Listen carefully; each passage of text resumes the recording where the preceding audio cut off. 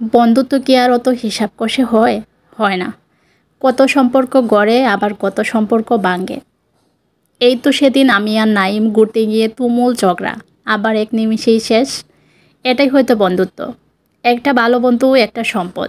যতই ভুল করি, যতই এলোমেলো হই জীবনে, বন্ধু কিন্তু নষ্ট হবার নয়। আমি নিঃসন্দেহে সেই সৌভাগ্যবান যার জীবনে এমন কয়েকজন বন্ধু নামক অমূল্য সম্পদ আছে। হ্যালো এভরিওয়ান, সবাইকে ওয়েলকাম জানাচ্ছি আমার নতুন আরেকটি ব্লগে। আজ আমরা ঘুরতে যাচ্ছি সিলেটের বিখ্যাত জায়গা সাদা পাথরে। এটা বোলাগঞ্জে অবস্থিত। নাইম সিলেট আসে 15 দিনের জন্য। চাকরির সুবাদে সে সিলেটের বাহিরে থাকে। অনেক দিন হয় আমরা একে অন্যের সাথে দেখা হয় না, যেহেতু গ্র্যাজুয়েশন শেষ হয়ে গেছে, সবাই সবার জীবন নিয়ে খুবই ব্যস্ত। যেহেতু নাইম সিলেটে আসছে 15 দিনের জন্য, তাই ভাবলাম এবার সবাই একসাথে একটা ট্রিপ দিয়ে দেই। আমরা সকালে আম্বরখানা পালকিতে নাস্তা করে বাসে উঠি সাদা পাথরে যাওয়ার উদ্দেশ্যে। আমাদের পরিকল্পনা দোতলা বাসে আমরা যাব। যদিও সুমি দোতলা বাস চড়তে ভয় পায়, তারে জোর করে নিয়ে যাই। সে প্রথমে ভয় পেলেও পরে বেশ এনজয় করছে। আমি আর সুমি বাসের একদম সামনে বসি। ওয়েদার এনজয় করতে করতে আমরা সাদা পাথর গিয়েছি। আমরা টোটাল 7 জন গিয়েছিলাম। যদিও ভিডিওতে সবাইকে আনেনি তাদের সমস্যা থাকার কারণে। তো যেতে যেতে আপনাদের সাথে একটা গল্প শেয়ার করি। যখন করোনা আসে তখন আমরা সবাই যার যার বাড়িতে চলে যাই শহর ছেড়ে। তো করোনার মতো এই ভয়াবহ অবস্থাতেও আমাদের ঘোরাঘুরি বন্ধ ছিল না। অনেক দিন বাড়িতে থাকতে থাকতে যখন একদম বোরিং হয়ে উঠি, তখন নাইম অ্যারেঞ্জ করে শ্রীমঙ্গলের একটা ট্রিপ। নাইম, আদনান, সোমাসহ সবাইকে নিয়ে সিলেট থেকে শ্রীমঙ্গলে যায়, আর আমি এদিকে বাড়ি থেকে শ্রীমঙ্গলে তাদের সাথে জয়েন করি। তখন কঠোর লকডাউন ছিল। আম্মুকে খুবই কষ্ট করে ম্যানেজ করে তারপরে আমি শ্রীমঙ্গলে যাই। যদিও বাড়ি থেকে প্রথমে যেতে দেয় নাই, তারপরে আম্মুকে অনেক রিকোয়েস্ট করে তারপরে যাই আর কি। তখন 7 দফা শাটডাউন ছিল। আমরা প্রথমেই যাই লাউয়াছড়া। গিয়ে লাউয়াছড়ার গেট বন্ধ পাই। অনেক রিকোয়েস্ট করি কিন্তু আমাদেরকে ঢুকতে দেয় না, কারণ করোনার মতো ভয়াবহ সিচুয়েশনে কীভাবে দিবে বলেন। তো কোনো পর্যটক কেন্দ্র খোলা ছিল না। তাতে আমাদের কি, আমরা আমাদের মতো সুন্দর মতো ঘুরে বেরিয়েছি পুরো শ্রীমঙ্গল শহর।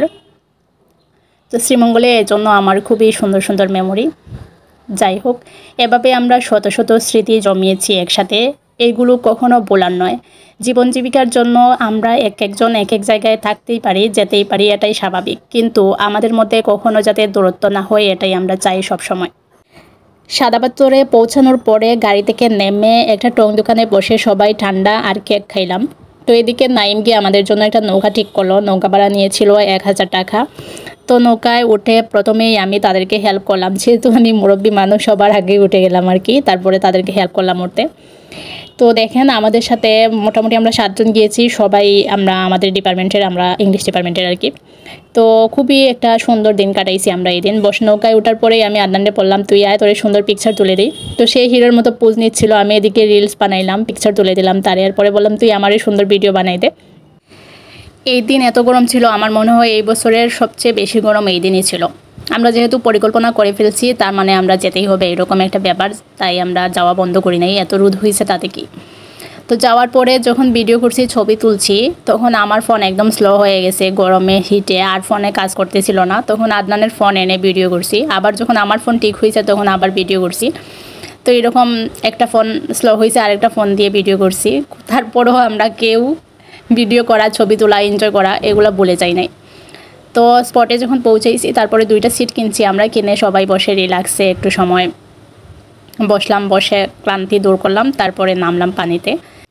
আর আমরা এদিন ট্রুথ অ্যান্ড ডেয়ারও খেলছিলাম। তো অনেকের অনেক কিছু অজানা যা ছিল, তাও আমরা এদিন এই ট্রুথ অ্যান্ড ডেয়ারের মাধ্যমে জেনে ফেলছি আর কি।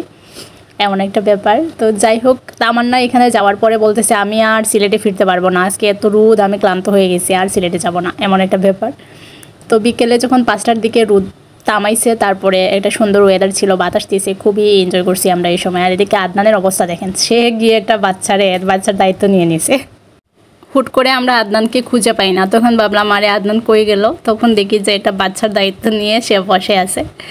তো যাই হোক, অনেক সময় এনজয় করার পরে আমরা এইখানে খাওয়া দাওয়া করলাম। এইখানে আমরা জাম্বুরা খাইলাম, তারপরে আমরা খাইলাম, আইসক্রিম খাইলাম, তারপরে ফুচকা খাইলাম। তো অবশেষে আমাদের সিলেটে রওনা দেওয়ার পালা। 5:30টার দিকে আমরা সিলেটে রওনা দেই। তো দেখেন কি সুন্দর একটা ওয়েদার ছিল। যখন বিকেল 5:30 হয় তখন চারদিকে বাতাস শুরু হয় আর সারাদিনের রিল্যাক্সের একটা মুহূর্ত ছিল, তখন প্রশান্তি লাগছিল একদম বাতাসে। এই যে দেখেন চোখের শান্তি শুধু। এই ওয়েদারটা আমি মোবাইলে ক্যাপচার করতে পারি নাই, ফোনে এতটা ভালো ক্যাপচার করা যায় না। প্রকৃতি আসলেই অনেক সুন্দর, যেটা এক্সপ্লেন করার মতো শব্দ কিংবা ভাষা জানা নাই।